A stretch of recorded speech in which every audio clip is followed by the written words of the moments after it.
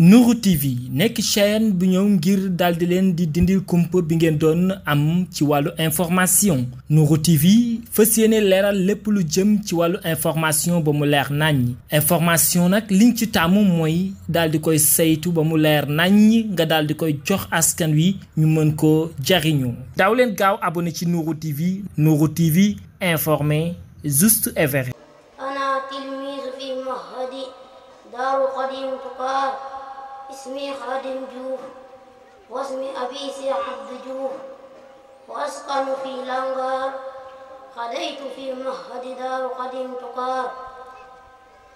أتصرف بلقاء هذه الكلمة الطيبة باسم معهد دار قديم تقار وهي هذه: أعوذ بالله من الشيطان الرجيم وإني أعيذها بك وذريتها من الشيطان الرجيم رب أعوذ بك من همزات الشياطين وأعوذ بك رب أن يحضرون. بسم الله الرحمن الرحيم. الحمد لله رب السماوات السبع ورب العرش العظيم الذي علم القرآن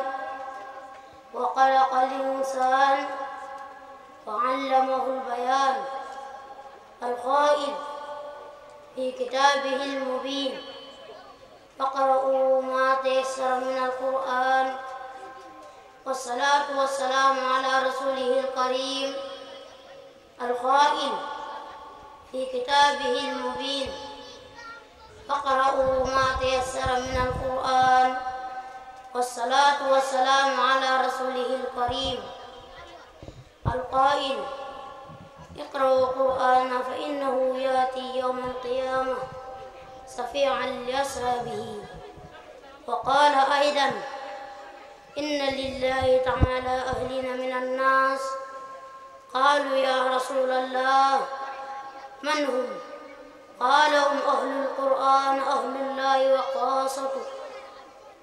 على آله وأصحابه الطيبين الطاهرين ومن تبعهم بإحسان إلى يوم الدين. ونحمد الله تعالى الكريم على عبده وقديم رسوله عليه الصلاة والسلام مولانا وصلتنا إليه تعالى السيد أحمد القديم قاد له الله مختار له الذي أفنى حياته مباركة في خدمة القرآن والأمة القائل في وصاياه للصغار: يا أيها الصبيان لا تستغلوا عن الهدى وبعلوم استغلوا فاستغلوا بحفظ والتلاوة واجتنبوا مجالس السقاوة. وقال أيضا: علي لوجه الله تبارك وتعالى إقامة من يعلم الولدان الذين هم فيهم القابلية رضي الله عنه ونفعنا ببركته آمين. أما بعد، فنوجه إلى جميع الأساتذة والمعلمين والتلاميذ وآبائهم وأمهاتهم أحسن التحية وأسمى آيات التهاني وتقديرات، وإلى جميع من قدرونا ونشكركم جزيل الشكر. فنود أن نذكركم سبب تأسيس المعهد دار قديم تقار وسبب اجتماعنا هذا. أما سبب التأسيس فتأسس بإذن من الشيخ الكريم عالي مقام ومحب للشيخ القديم السيد محمد البصير ابن سيد عبد القادر أطال الله بقاءه فينا مع الصحة الكاملة وعافية دائمة. لقد أمر تلميذه الصادق سرين شيخ ومن معهم باسم دائرة نور الدارين بإقامة المعاهد في قريتهم لإحياء ملة وانتصار الإسلام بعون الله تعالى. سرين شيخ فاي وسرين أحمد نجاي وجماعة التي رافقهم من أهل قريتي بذلوا كل ما لديهم من الطاقات والإمكانيات حتى أقاموا بفضل الله تعالى هذا المنية النفيسة المهد مباركة دار القديم تقار لتحفيظ القرآن وتربية إسلامية وتعاليم السيف القديم. وتولى محنة التدريس والتعليم وإسراق السيد أحمد دامفال الذي تربى بيد الشيخ صالح مكي في حلقم والمعلمين الذين يساعدونه في خدمتي. ونذكر جميع الذين ساهموا في تحقيقها. أما الاجتماع فسببه إعلام بأن مهد دار قديم تقار لأهل قرية جميعا وبمحض ملكهم، فعليكم أن تقوموا بجانبها في دعم مستمر بكليتهم وكيفيتهم لتحقق أهدافها. ودار القديم تقار فتحت أبوابها لجميع، فاعلموا بأن لها أمنيات كثيرة كإدخال فرنكو عربية والمادة أخرى، وخير ذلك مما يكون نفعا للتلاميذ في مستقبلهم. وختاما ندعو جميع الآباء والأمهات إلى تعليم ولدان لكتاب الله وتربيتهم بتربية إسلامية ليتخلقوا بخلق حسن ويجب براءة والدين من النار ودخولهم الجنة ونيل مرادهم في الدنيا والآخرة ويطفئ غضب الله تعالى. والقرآن إذا سبق في قلبي لا يوجد فيها إلا الخير. وندعوكم مرة أخرى إلى دعم مستمر لمهد دار قديم تقار لكي تتمكن في التقدم وإنجاز أمنياتها التي يستفيد منها جميع أهل قريتي. فبهذا ستكون قريته مثالية نتيجة لذلك، لأن الصغار اليوم كبار الغد. واجعل صغيرنا يوحر الكبير واجعل كبيرنا يعين للصغير.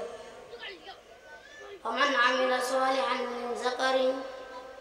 أنثى وهو مؤمن فأولئك يدخلون الجنة ونيل مرادهم في الدنيا والآخرة. فأولئك يدخلون الجنة يرزقون فيها بخير حساب. صدق الله العظيم. سبحان ربك رب العزة عما يصفون والسلام على المرسلين والحمد لله رب العالمين. Je m'appelle Awa Faye, fille aînée de Cheikh Faye. Je suis présent ici pour présenter le discours de l'Institut Dara Cheikh Ahmad Al-Hadi. Je cherche refuge auprès d'Allah contre Satan le maudit et sa descendance. Mon Seigneur, je cherche refuge auprès de toi contre l'influence des démons. Et je cherche refuge auprès de toi, ô mon Seigneur, afin qu'il ne soit pas présent. Au nom d'Allah, le tout miséricordieux, le très miséricordieux. Louange à Allah, Seigneur des sept cieux, Seigneur de la terre et Seigneur du trône puissant. Celui qui a fait descendre le Coran, a créé l'homme et lui a enseigné l'éloquence de 10 heures dans son livre explicite. Recitez donc ce qui vous est facile dans le Coran et que la prière et la paix soient sur son noble messager qui a dit: Réciter le Coran quand viendra au jour de la résurrection, intercédant en faveur de ses compagnons. Il a également dit, certes, Allah le Très-Haut a des gens parmi les hommes. Ils dirent, ô messager d'Allah, qui sont-ils? Il dit, ce sont les gens du Coran, les gens d'Allah et de ses élus, de sa famille, de ses bons et purs compagnons, et de ceux qui les suivent dans le bien jusqu'au jour du jugement. Et nous louons Allah, le Très-Haut, le Très Généreux, sur son serviteur et serviteur de son messager. Sur lui, bénédiction et paix, notre maître et notre intermédiaire auprès de lui, le Très-Haut, Cheikh Ahmad al-Khadim, qu'Allah le guide vers ce qu'il a choisi pour lui, qui a passé sa vie bénie au service du Coran et de la nation, disant dans ses conseils aux jeunes, ô enfants, ne vous laissez pas distraire par la guidance et occupez-vous de la connaissance. Occupez-vous de la mémorisation et de la récitation et évitez les rassemblements de misère. Il a également déclaré, il est de mon devoir, pour l'amour de Dieu, le bienheureux et le Très-Haut, de nommer quelqu'un pour enseigner aux enfants qui en sont capables. Que Dieu l'agrée et nous comble de ses bienfaits. Amen.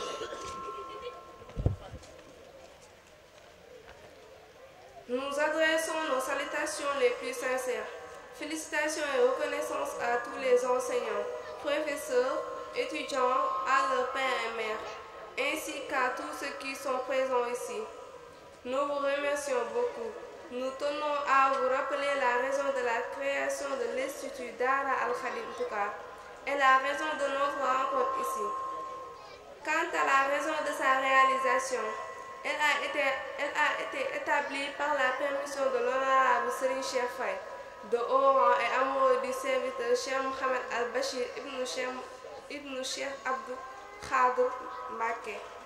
Que Dieu prolonge son séjour parmi nous avec une santé complète et un bien-être durable. J'ai ordonné à son fidèle disciple, Serigne Cheikh Faye, et à ceux qui l'accompagnent au nom du cercle de lumière des deux royaumes, d'établir des instituts pour l'enseignement du Coran dans leur village, pour faire revivre la religion et propager l'islam. Avec l'aide de Dieu Tout-Puissant, Serigne Cheikh Faye, Serigne Ahmad Ndiaye et le groupe qui les accompagnait parmi les habitants du village ont donné toutes leurs énergies et leurs capacités jusqu'à ce que, par la grâce de Dieu Tout-Puissant, ils aient établi ce précieux objectif. L'Institut béni Dara Al-Khadim Toucar pour la mémorisation du Coran et l'éducation. L'islam et les enseignements du Cheikh Al-Khadim, l'épreuve de l'enseignement, de l'éducation et de la supervision a été entreprise par Serigne Ahmadou Damfa, qui a été éduqué par le juste Serigne Cheikh Saliou à Helcom, et les enseignants qui l'ont aidé dans son service. Nous remercions tous ceux qui ont contribué à sa réalisation. Le but de la réunion est d'annoncer que l'Institut, la maison des domestiques, est loué aux habitants du village à tous et qu'il est propriété exclusive. Vous devez le soutenir en permanence, dans toute la mesure de vos capacités et toutes les manières possibles. Pour atteindre ces objectifs, la maison du serviteur est ouverte à tous et sachez qu'elle a de nombreuses aspirations, comme l'introduction du français et de l'arabe et d'autres matières et d'autres choses qui sont bénéfiques aux étudiants dans leur avenir. Enfin, nous appelons tous les pères et mères à enseigner à leurs enfants le livre d'Allah et à les élever avec une éducation islamique, afin qu'ils développent de bonnes mœurs. Cela exige que les parents soient sauvés de l'enfer, qu'ils entrent au paradis et qu'ils réalisent le désir de ce monde et dans l'au-delà. Il éteint la colère de Dieu Tout-Puissant, et lorsque le Coran entre dans le cœur, rien d'autre que du bien y est trouvé. Nous vous appelons une fois de plus à continuer de soutenir l'Institut Dara Al-Khadim Toucar, afin qu'il puisse progresser et réaliser ses aspirations, dont bénéficieront toutes les populations du village. Ainsi, le village sera exemplaire, car les jeunes d'aujourd'hui sont les adultes de demain. Faire en sorte que nos jeunes respectent les anciens est égal à faire en sorte que nos anciens aident les jeunes. Et quiconque fait une bonne œuvre, homme ou femme, tout en état croyant, ceux-là y entreront et ils seront pourvus gratuitement. Dieu puissant a dit la vérité. Gloire à ton Seigneur, le Seigneur de la puissance, au-dessus de ce qu'ils décrivent. Et que la paix soit sur les messagers et louange à Dieu, Seigneur des mondes. mbokki jullit yi ñoo ngi tàmbali suñu nuyu ci nuyu kilifa yi nga xam ne ñoo fi teew nuyu mboolem invité yi nga xam ne ñëw nañ ci jotaay gi tey di ko teew di nuyu jàngalekat yi nga xam ne liggéey bi ñoo ko taxawal bu mu toll fu mu toll tey waaye di nuyu itam gune yi nga xam ne ñoo waral suñu teewaay fi tey mu am yoo xam ne rek dañ koy leeral fas yéene ko nag leeral ci ay tënk ndax xam naa duñu mën a guddal mën nañ ne daanaka li nga xam ne moom lañuy leeral li ci gën a bëri gune yi wax nañ ko ci arab bi am na itam ñoo xam ne wax nañ ko ci nasaraan loolu yëpp nag di xam ne ne ouverture moom lañu assuré suñu aspiration yëpp mooy ouverture mooy ubbeeku nga xam ne daara ji nekkul ne dañuy yëm kese ci jàngale mais day jàngale dina jàngale alxuraan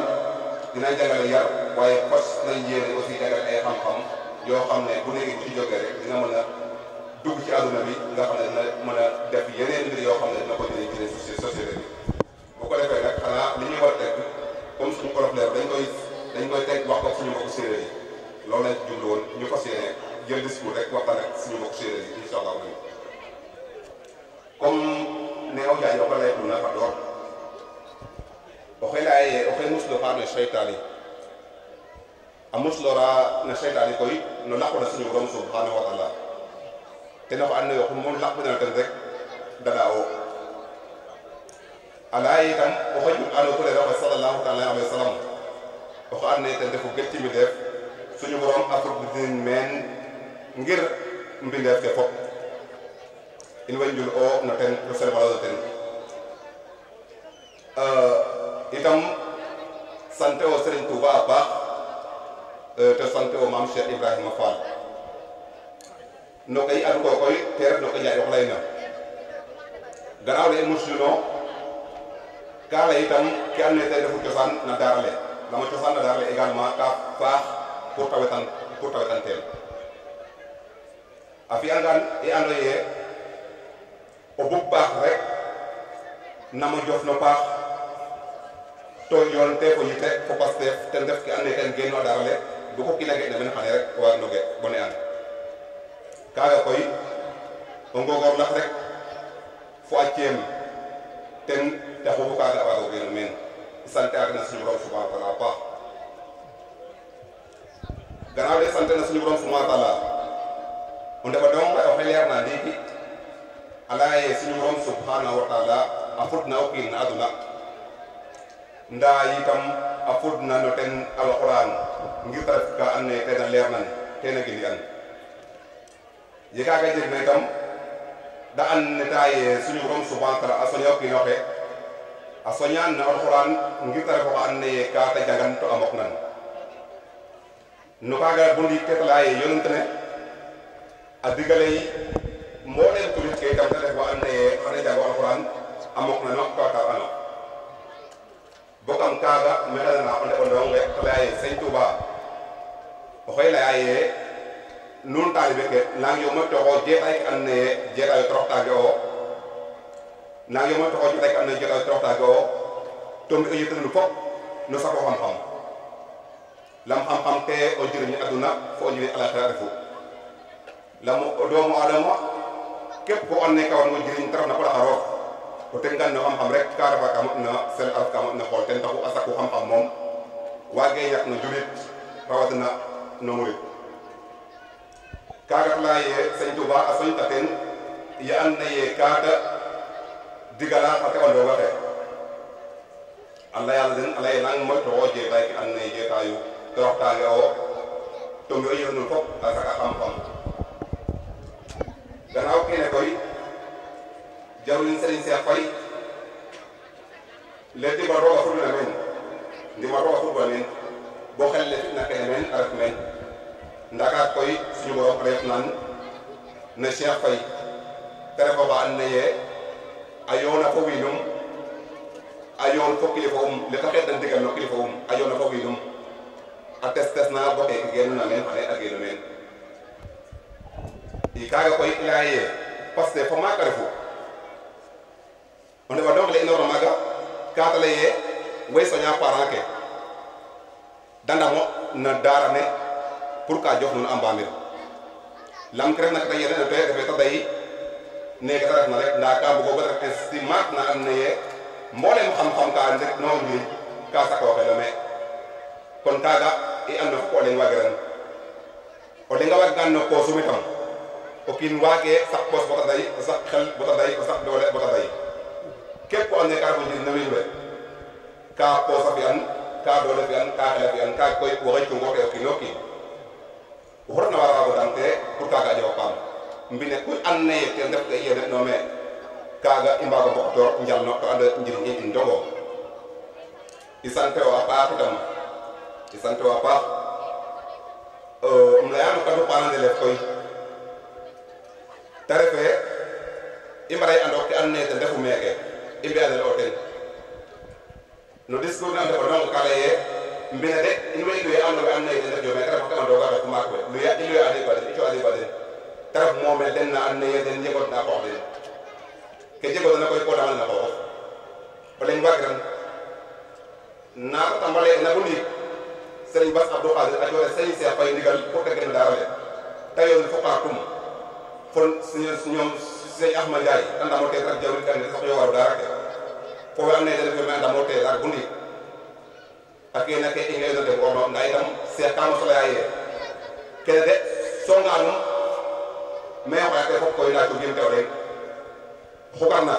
an so bay no warne ko nga yo ñu fay xukarna ne kam yaaka ke tayo to ba ga def me bundi grève na me ko na ande million may on investir me ki taxna testes naga te refu jeg yite no saxin me leer alquran saxin me mba xaman ci ko ke yara ta do waxe ta ba ko def ko ñu saxle ka koy bata jeg na waref no kilo ki no redu na o kilo ki wagiran kono ga nga ko anaye adere ta fa apa fo lu wa ko na ref fo mu wa ko na ko ino en karango o hoto ko yof gardaminte ta o kino dam ta ko yof ta kay do fop ngala lam ka te sax na dara refe oustad na jangan rek ino de ko men sax simno den mbero den cant njoko den ngal lam ya nga passer dina baax no njital Serigne Dam Fall fo ta yon ko la ino sante o dina baax mbero den cant baax nda no kala yo mo ndik rek